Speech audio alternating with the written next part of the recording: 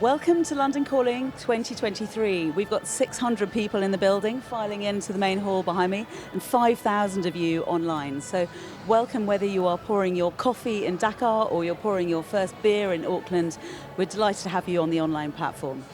Now, London Calling is a research genomics community. It's a conference where we'd like to bring people from many different disciplines together. Today we've got bioinformatics session. We'll be hearing from Genomics England in our opening plenary on how to get large data sets through that pipeline in Cancer 2.0.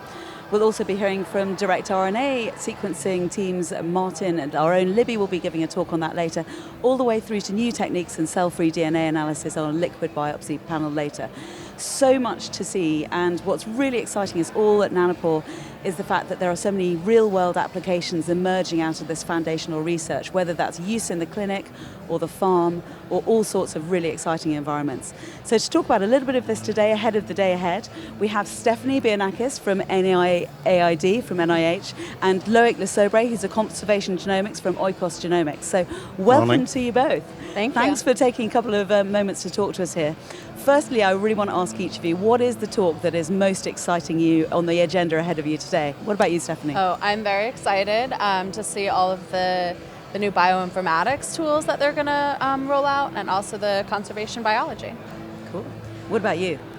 For me also, I'm very excited to see what the new tools Nanopore are going to come to. And in terms of talk, also I'm very eager to see the talk from the team from Colombia about using Nanopore to identify endangered species. Obviously, the talk from my colleague later this afternoon on the de novo sequencing of non-model species using only Nanopore, and also all the microbiological, environmental related talks. Yeah. Endangered species, obviously a thing that you've got your heart in.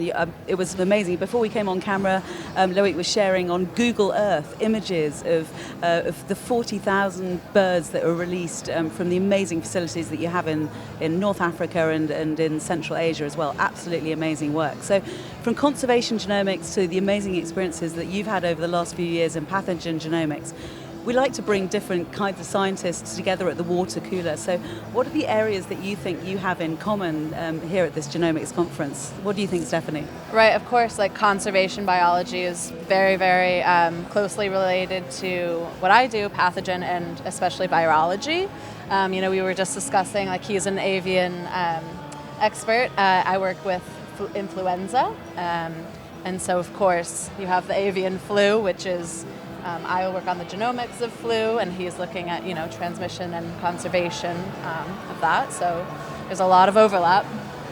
Yeah, definitely both domain completely overlapped, like Stephanie said, because pathogen are very big threat for endangered species, especially because they're small population size, so very prone to any demographic decrease.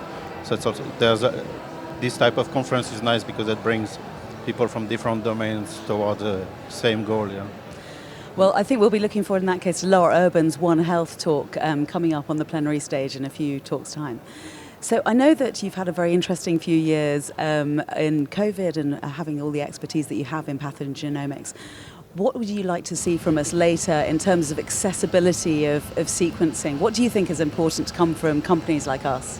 Right, of course. And as you were saying, like One Health, and we keep saying global pandemic, like it really was a global pandemic. And what we saw a lot of, especially at NIH, we were very committed to trying to provide more equitable and universal sequence coverage. And so we worked with a lot of countries that were under surveilled, and scientific or the capacity for sequencing is not equal throughout the world. And so I'm excited to see what we'll do with both bioinformatics and, increasing the capacity with the sequencers. Programming is English-based, most programming languages, so that makes it inaccessible for a lot of people. But I think, moving forward, we're slowly becoming more and more accessible.